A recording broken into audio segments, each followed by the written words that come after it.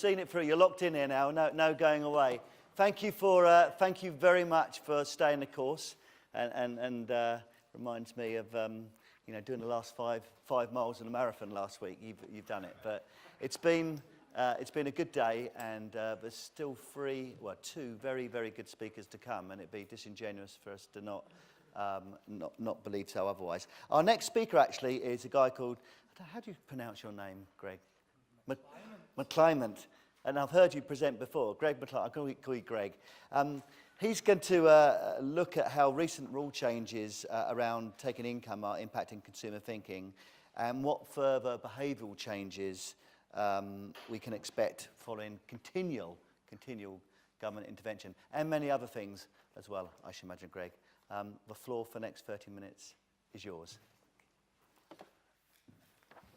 Thank you very much, Mark. Good afternoon. I'm somewhat stymied because I like to wander around the stage just to get my Fitbit steps up, if for no other reason, and I find a podium right in the middle of the stage. So while everyone else was having coffee, I was trying to strategize about how to wander the stage in the midst of an enormous podium obstacle. I think I'll begin like this, with an arm gently rested on the podium, and see where I get to.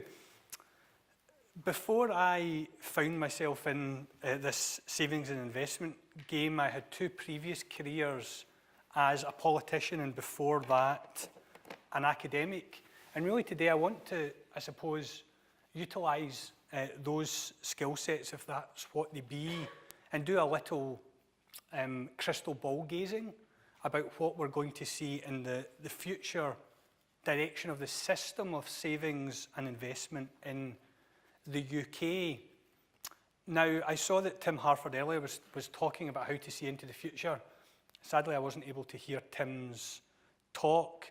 I'm not going to talk about the methodology of seeing into the future, if that's what Tim did, but I'm going to suggest ways in which I think the pensions and savings system is going to develop in the UK. And I described this as do it yourself, and why the future of retirement is increasingly individual. Now, I should say firstly that by do it yourself, I do not mean a future of retirement in which financial advisors play a less prominent role. In fact, as my remarks should make clear, I think that the role of regulated financial advice is only going to grow rather than decline. Certainly that should be the case as the future of savings and investment becomes more individual. And what I'm also going to do is, I recently published a book co-authored with a colleague about 7 pension systems around the world. The UK was one. The others were Australia, Canada, Germany, Sweden, Poland, and the Netherlands. And drawing on some of the lessons of that research to explain why actually the trends which I think are pushing the UK down an increasingly individualised, personalised path of retirement saving, responsibility lying with the individual, are actually global trends. They're trends which are being experienced throughout the world by different systems. Systems that have different starting points, systems of their own peculiar characteristics, which reflect the historical and cultural experiences of those nations. But from different starting points, the direction of travel across the world is actually the same, in my view, away from collective forms of provision, state pension provision, pay-as-you-go state pension provision, and importantly, I think away from, and I don't say this is a good thing, I should add, actually I think these trends are probably to some degree to be deprecated, but trend away from occupational employer-based pensions provision towards more retail long-term savings. It's probably the best way to describe it. Now, if we look at the UK as a starting point, one can make an argument from a certain perspective that the changes to the UK pension system appear a rational evolution, at least some of them. If we look at occupational pensions, we've passed peak defined benefit, although the assets in DB are still growing. Scheme membership is in decline. DC is growing in turn, fundamentally because of auto-enrollment, which so far has brought more than 6 million new savers into the pension system, but also on a more longer term basis because of actually employers who previously provided pensions moving from DB to DC. We all know the reasons why. Longevity, taking risk off the balance sheet from an employer point of view, in particular regulatory change making DB pensions ever more expensive to provide.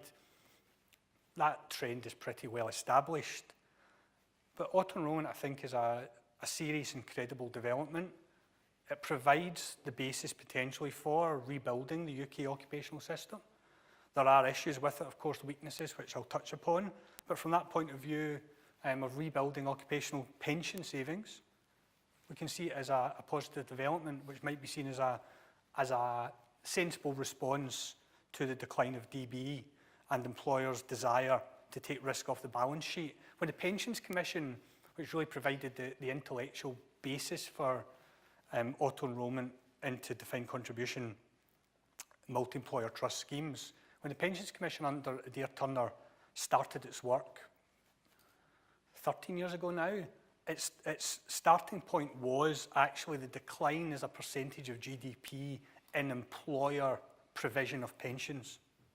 And you can see auto-enrolment is a small step, but a significant step towards reversing that trend. If we look at the state pension, can argue that actually the move to a flat rate state pension is complementary to the creation of a new mass defined contribution pension system. Complementary at one level because actually if one wants auto-enrolment to succeed for those at the lower end of the income and asset scale, the means testing issue must be dealt with. The issue under the current state pension system that for every £1 that would be gained through auto-enrolled pension savings, you might well lose 50p or more in means tested benefits. So actually moving to a flat rate state pension system by reducing means testing is rational in that sense. More broadly, it's certainly the case that the current state pension system, or should I say the past state pension system, since the new system comes into play from April this year, the historical system, very complicated, we all know that. CERP, second state pension, additional state pension, contracting out, all these things really playing a big role in making the system very difficult for individuals to understand. So certainly, again, we can argue, aligned with occupational pension reform, defined contribution auto-enrolment, we have a flat rate state pension system now set at just under £156 a week, which should provide a straightforward, clear system on which the argument goes that individuals are advised to build their own savings on top, either through DC pensions or through personal retail SIPs and the like, because they know what they're getting from the state. That's the crux of the argument. They know what they're getting. It's not enough to fund a comfortable retirement. Ipso facto, greater incentive to build their own savings on top. Now, I don't think that's an unfair argument. I think there's problems with it, which I'll touch upon. But I don't think together these reforms can certainly be seen as rational.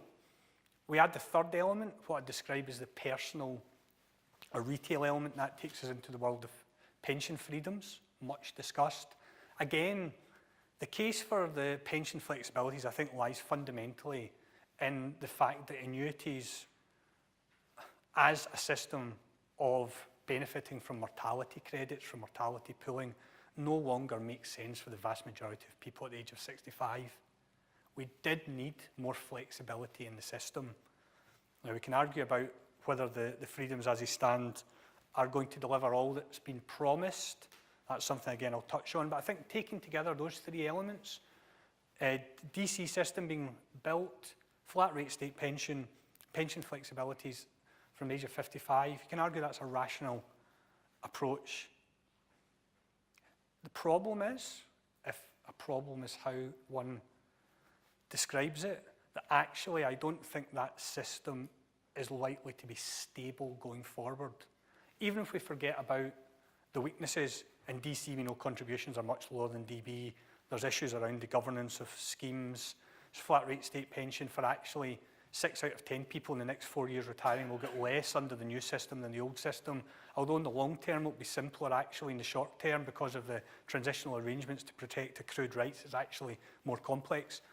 all these things. Pension flexibility is putting an emphasis on individuals to make complex decisions which they might not well be equipped to make at this stage. Leaving aside those weaknesses, the fundamental problem, issue, as I see it, is that there are larger macro trends which are pressing against collective forms of pension provision, both state-based and employer-based. Now, I mentioned a book I'd recently published which is called Towards a New Pension Settlement, the International Experience, and the 7 countries that I look at in that piece of work. Now, these countries have got systems that are different in many ways, also similarities, but actually each of those systems, the 7 I mentioned, are undergoing a process of reform. The UK we've discussed, Australia, Canada, the Netherlands, Germany, Sweden, even Poland. To greater or lesser extent, they're undergoing a process of reform. I won't go into the details of the individual reform processes. Happy to discuss that another time or afterwards. But actually, the reform that's been undertaken in each country, whichever shape it takes, has been driven by 3 processes, forces, trends, however you want to describe them, which are fundamental. And these are demographic change, demographic pressures across the world, fiscal constraints, which, of course, flow in one sense very straightforwardly from greater demographic pressure, and less concretely, but I think just as importantly, what I describe as a cultural trend away from social solidarity, collective forms of provision towards individual provision. People more and more want control over their own lives. I think partly this is because institutions are less and less trusted.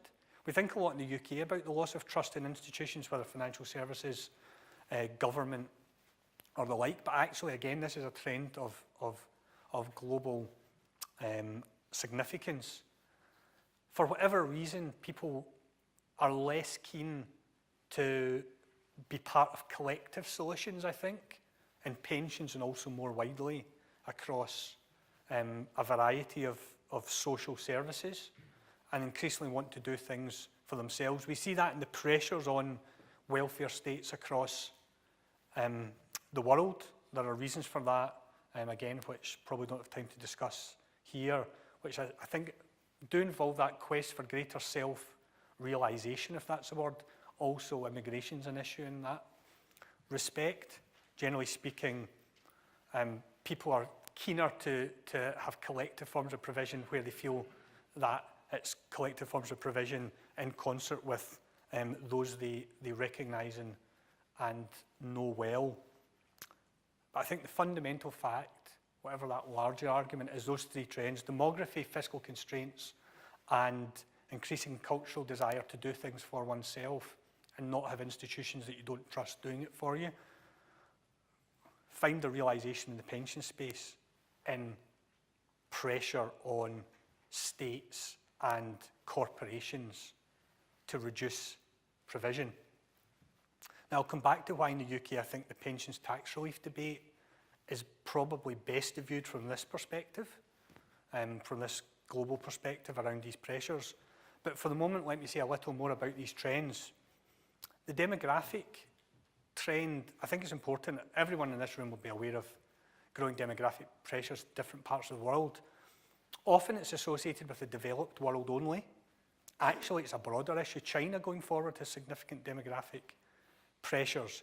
It seems to be associated with greater affluence that the fertility rates decline. That seems to be the general trend worldwide and historically. A couple of striking statistics. At the moment, 1 in 10 of the world's population are over 60. By 2050, roughly, that will be 1 in 5. It's a big development. Equally, by 2050, there'll be more citizens of the world over the age of 60 than under the age of 14.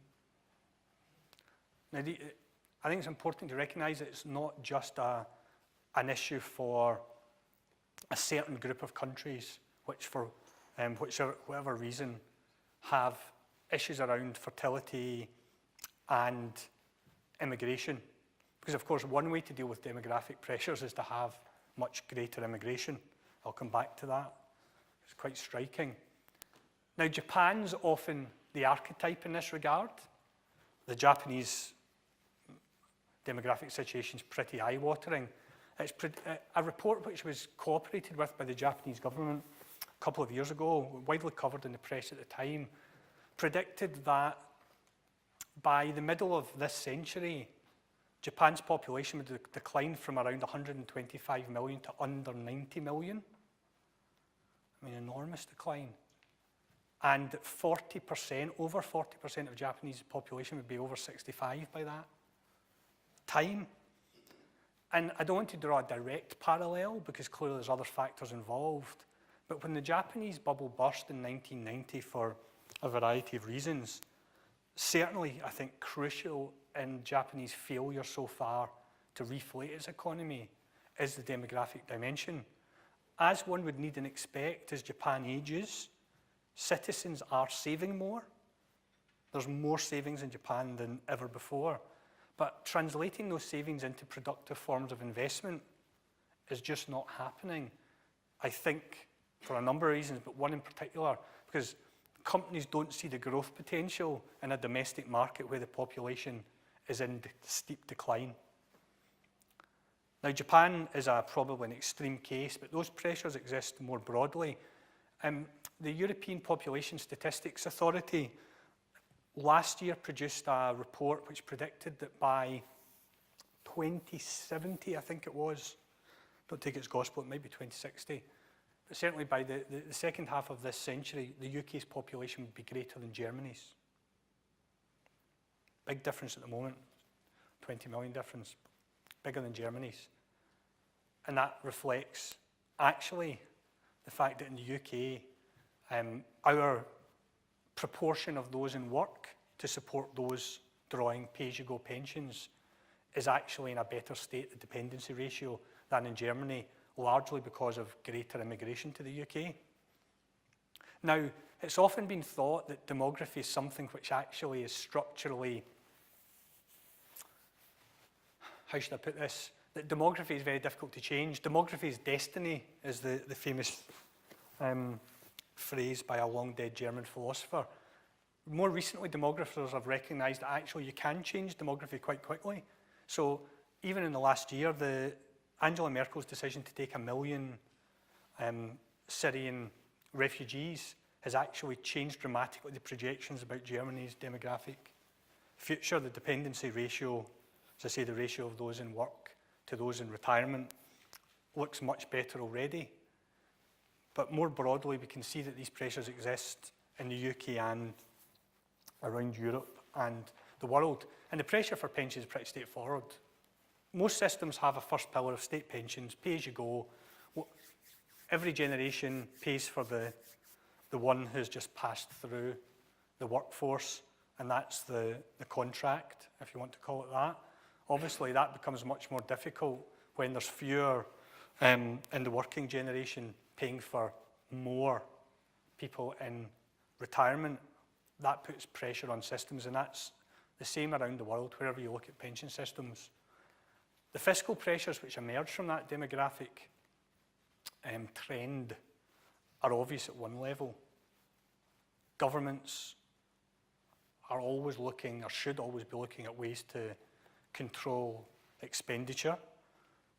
If you're having to spend more money on pensions, and it seems more and more money, given the demographic picture, the dependency ratios, then you're going to look to cut somewhere, inevitably, I would say.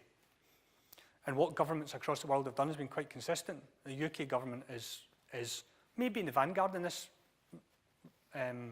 respect, but actually part of a broader trend, which is you reduce entitlement and you increase the age at which one can draw state pension or public pension.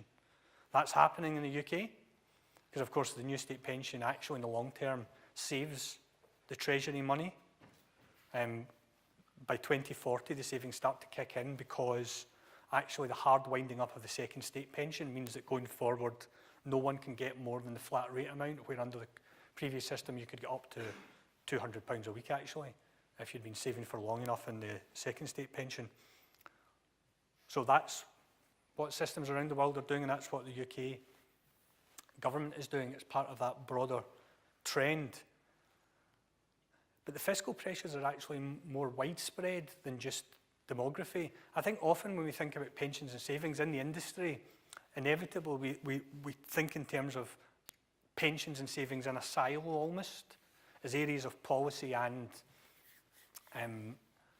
execution which are, if not cut off from the rest of political economy, are in some ways distinct and not inexorably entwined. I would say they are actually inexorably entwined, because the fiscal pressures that are leading governments away from collective provision and to put more responsibility in individuals are broader than just demographic pressures. Bluntly put, in the Western world, facing ever greater competitive pressures, both from emerging markets, but actually within the Western world from each other, the desire to control state spending is strong and genuine. Now, we all know the issue about competing with jurisdictions where labour costs are lower and productivity might or might not be higher, but certainly labour costs are lower.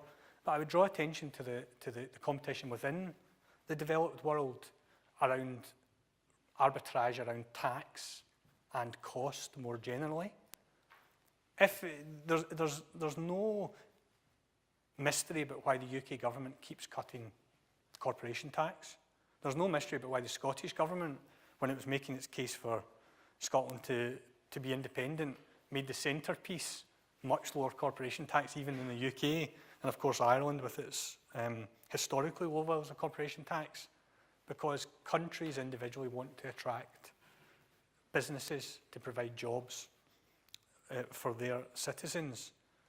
But actually, to compete in that marketplace as well as with the emerging economies,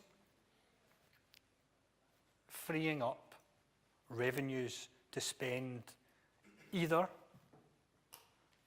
in attracting businesses in that way, or in actually equipping and skilling your own workforces by upskilling, so you're competing for those high-value, high-margin markets rather than low-value, low-wage markets. All that costs money. And if that money has to be found somewhere, given what a big part of government spending pensions are, then pensions is somewhere where governments are going to look. Now, you may say that the government in the UK is so far protected in many ways, spending on pensions and pensioner benefits.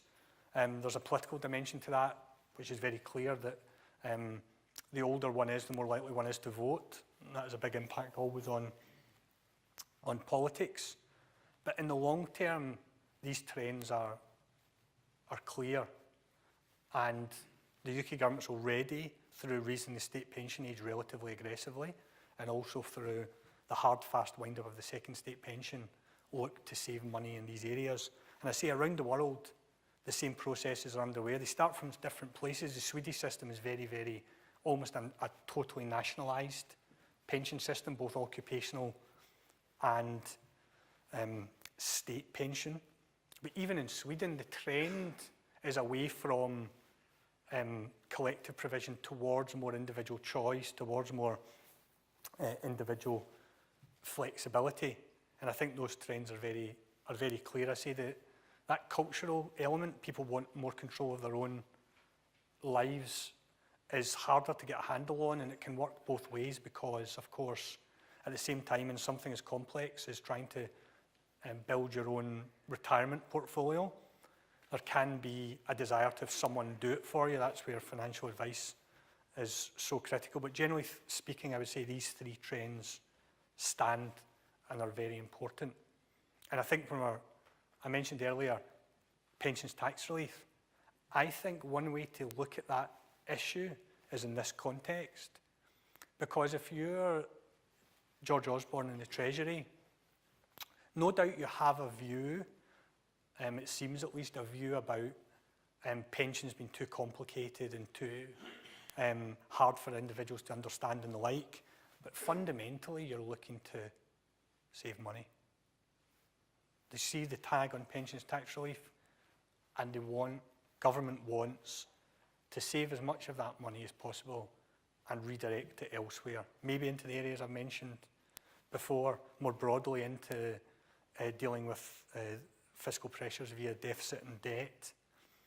I'd put pensions tax relief in that context, but I'd also put it in another context which is maybe less talked about than just they want to save money, which is often observed. If you read the green paper on tax relief that Treasury produced, it's really striking to me that there's very little, if anything, about employer incentives. The green paper starts from the essay question is, does pensions tax relief as currently constituted incentivise individuals to save? Now, if that's the question on its own, then the answer for a lot of people is no, because a lot of people don't understand the tax relief system. It's pretty complicated, not to professionals like yourselves in the room, but a lot of people really, it's not something that they are familiar with. The further up the income and asset scale you go, the more likely people are to take advice and therefore understand the system and recognise its benefits. But certainly, there's big question mark about how far tax relief incentivises individuals in our current system. But I tell you who it does incentivise, and absolutely crucially if you're trying to rebuild an occupational pension system, it incentivises employers. The relief in NIC's contribution, salary sacrifice more widely, is a big incentive to employers to provide beyond de minimis pension contributions, beyond statutory requirements. And I think in that context, the government's approach speaks to that, not just a desire to reduce state pension provision, but more broadly, a view about where the basis for provision and retirement should sit. Now, I'll put my cards on the table. I think occupational pensions and self-invested personal pensions and the like remain the best way, or the best foundation alongside the state pension for a healthy and functioning long-term savings system. But it's not clear to me that the government see that on the occupational side.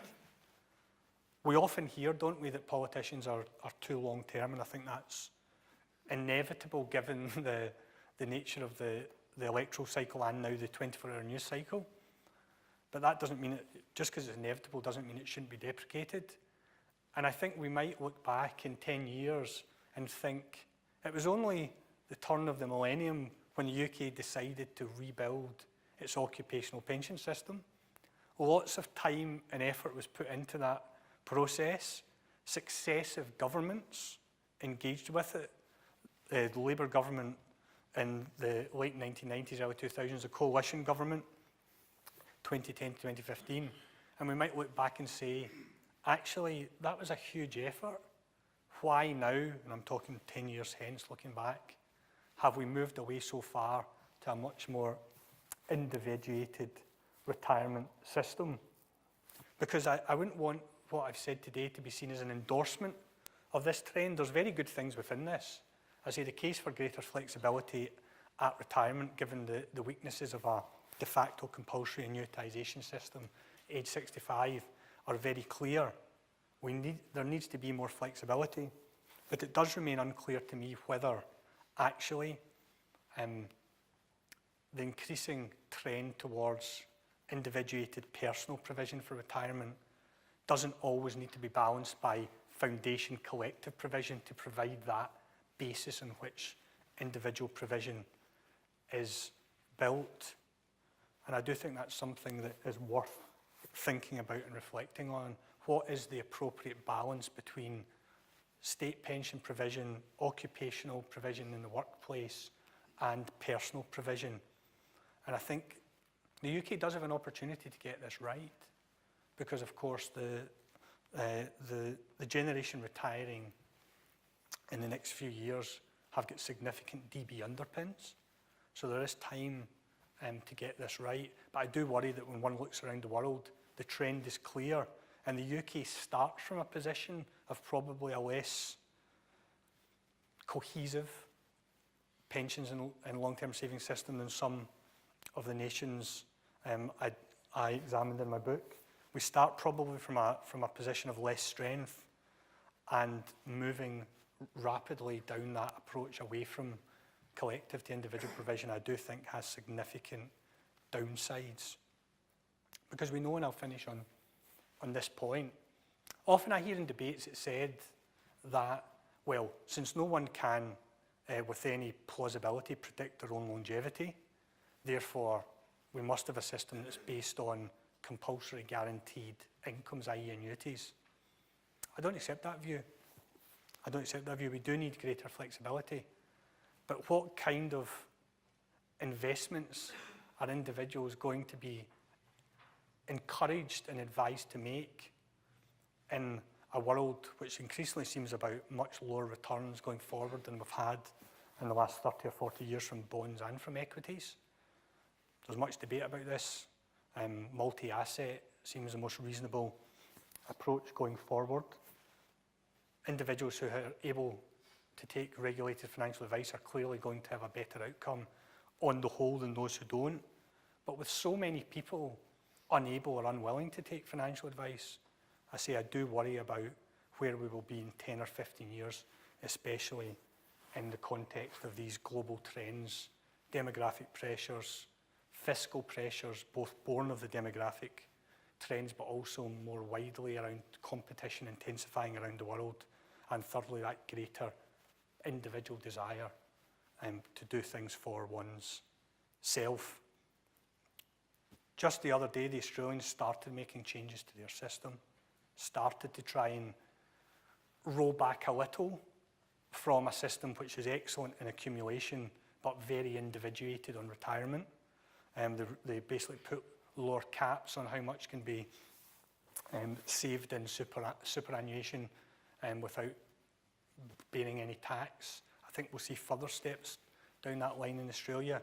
I hope we can learn the lessons from Australia and from other examples of best practice round the world. Thank you very much.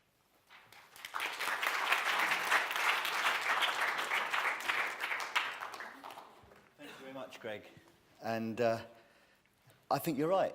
I think the UK is less cohesive, and I also think that we try to overcomplicate matters.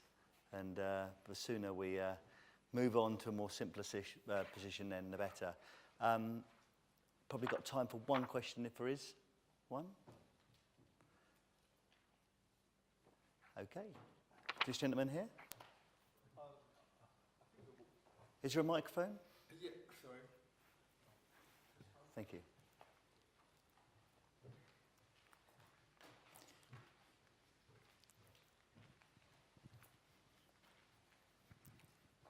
My problem about pension provision in this country is why should anybody trust the government to keep their promises? Because they appear to be the one operator in the pension system who cannot be relied to keep their word for more than about 12 months, to be honest. And if you look at what's happened and how they've changed the goalpost and cut the tax rate, saved all this, how can anybody do this? Particularly bearing in mind that now we have much more risk is being put on individual people. You know, one of the things about corporate pension schemes is at least there was a collectivisation within employees. Now your investment return and retirement will depend on exactly what day you retire and what the market levels were at that time. So could you comment on that, please? It's hard to disagree, isn't it? I mean, I think there is a genuine problem around the way in which political timetable is at odds with good policy making and long-term savings provision. Solution that's often proposed to that problem is to have a standing commission, a bit like the OBR, to provide evidence-based approaches. You could never make that executive, i.e. that it could make policy rather than the government of the day, but actually it might act as a bit of ballast to rein some of the less responsible instincts of politicians trying to win elections. I would add, and it's, I think, pertinent and a very important point about the workplace. It's employers. If you read the surveys that are done by the CBI or the Association of Consulting Actuaries, employers are really coming toward the end of their tether with the constant changes in pensions regulation. At the start of this year, there were 10 open consultations ongoing about aspects of DC, never mind DB.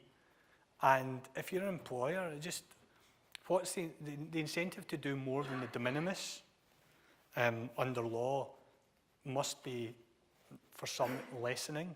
And that's I think we always have to bear in mind that the employer, I think, is central to getting this right. We need a vibrant, self-invested personal pension and broader retail market, in my view, alongside a reasonable state pension underpin and occupational savings provision. That's the way to a balanced system. And I fear, both for short-term political reasons, also these broader global trends, we're getting away from that. Thank you very much. Ladies and gentlemen, Gregg McClymont, thank you.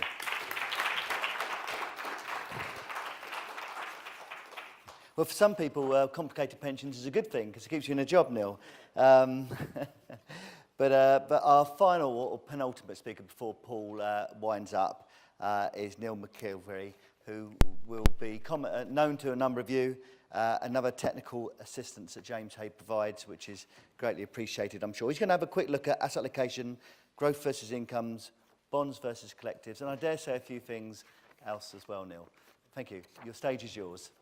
Thank you very much. Well, good afternoon, everyone, and genuinely mean this. Thanks for staying. So when you're about to take that flight, and I says, I'll keep the flight to 7 o'clock, it might overrun. Well, I'm very relieved that I did now. But anyway, I'm going to try and speed up this session a wee bit. I would like to think we've left best till last, but that'll be up to you to judge. What I want to look at is, my colleague Ian this morning looked at the lifetime investment savings account, and I just want to move his thought processes on slightly. And then I'm going to look at the key tax changes that come in from this tax year, in particular the capital gains tax and the reduction in the rate, which came as a big surprise.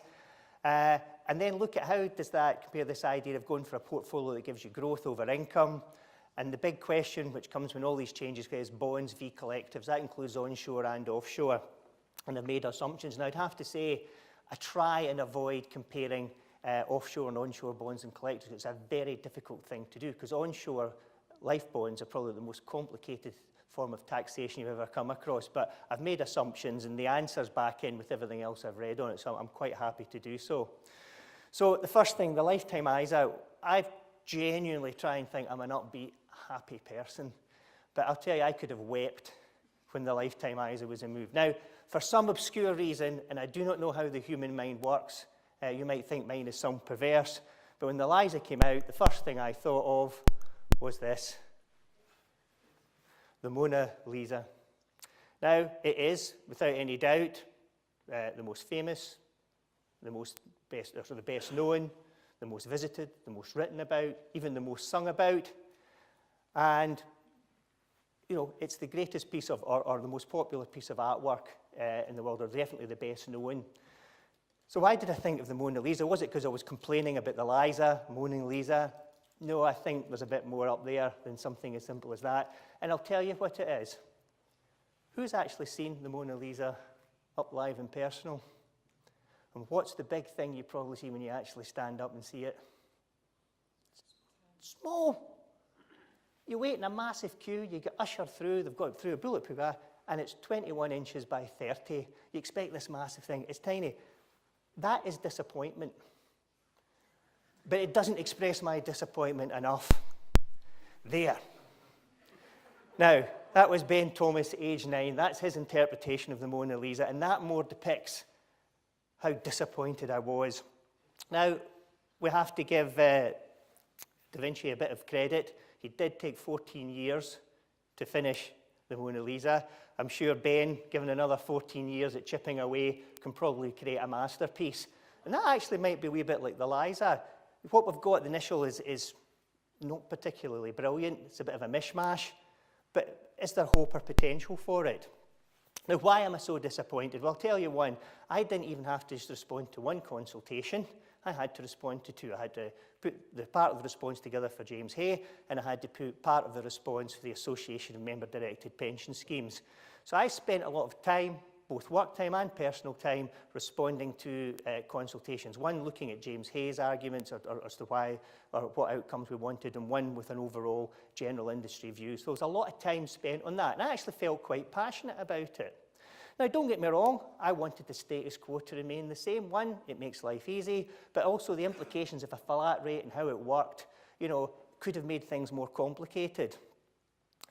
But first of all, we were told we'd get the outcome in the opening statement. They delayed. They said it would be the budget in 2016. Then just before the budget, they announced there wasn't going to be any major changes to pensions. Now, we actually saw the consultation document on budget day. There were 450 respondents. That's pretty impressive for a response to a consultation. They're never usually as great as that. The problem was that the responses were so varied that actually, normally at the end of the consultation, the government will come out with some conclusions and will indicate the way forward. And there was none of that. It was a real letdown, a real disappointment. Because my mind of thinking was, even if I didn't like the changes, I didn't necessarily agree with them, here we had an opportunity to take a complete fresh look at how people save for retirement. So it wasn't just whether I agreed or disagreed of what the outcomes were. We had a fantastic opportunity. What we could have gone for was a thoroughbred, a racehorse, something to be really, really proud of. And what did we end up with? Oh. Now, the more I look at this picture, the more disturbed I become, because the donkey doesn't seem to have a back leg. So not only did we not get our thoroughbred, but we've got a donkey with maybe 3 legs, maybe less, I don't know. But that's the problem with compromise, and the government obviously compromised. It was rushed through, so what we got was a bit of a mishmash. We didn't get that thoroughbred, which we probably hoped that we would get. Now, my colleague Ian went over the details of Liza. This is what we were told the Liza would look like. Now, I've been fortunate in the fact that I've been at a meeting with the Treasury to discuss how it's put in place. And what we were actually told may not be quite what you're expecting. We've just hit it, first of all, with the penalty. Everyone's going on about this. They want the bonus back, plus a 5% charge, and also there'll be a charge on any growth that'll have to be refunded. Now, how do you calculate that and how do you work it out? Well, I'm glad the answer appears to be is any withdrawals where a bonus has been paid, they'll just charge 25%. So that'll take back your 20%, your 5% charge, and will also charge on part of the growth. So that seems a relatively straightforward thing to do. The problem is when is the bonus likely to be paid? Now, I was a bit naive. I read it. I thought, well, end of the tax year, they'll look at the money that you've put in, and they'll give you your 25% bonus on it. But actually, the Treasury, the revenue have turned around and said, well, no, actually, because first of all, we want to check there's no multiple applications. People have 60 days to all the returns in all the ISA providers. We'll have to sift through that. So it'll be at least 3 months. In fact, the bonus might not get paid till August. In addition to that, you actually have to have the account open for 12 months, which means that the vast majority of people who go into it from early on will not get a bonus for 2 years. So it's a bit misleading. Now, all these things can be resolved, but these are the sorts of problems. Because the Treasury rushed it through, no one in real time to think about it. There was no consultation on how to set it up and get it running. So it's a bit like pension freedoms. The industry and the Treasury and the HMRC are the ones that have to pick up the pieces and try and get it to work.